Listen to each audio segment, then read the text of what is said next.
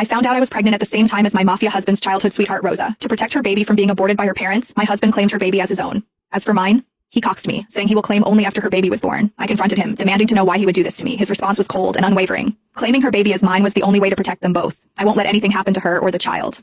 In that moment, as I looked at the man I had loved for 10 years, I realized my love for him had died.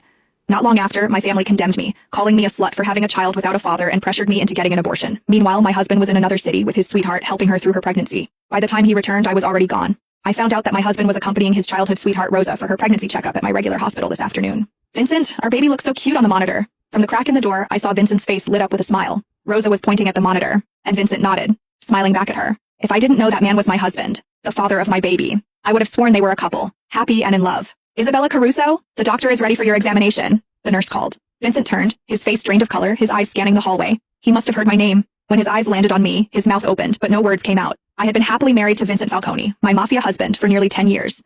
This year, I was finally pregnant with his child.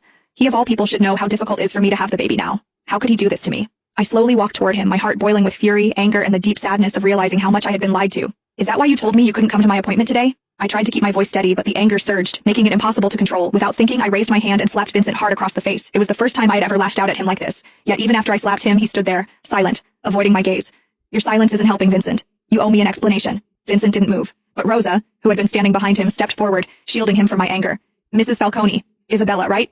She said, her voice shaking. Blame it all on me. Vincent did nothing wrong. It was my mistake, Isabella. I'm the one who got pregnant. Blamed it all on you, huh? I scoffed, the bitterness in my voice clear.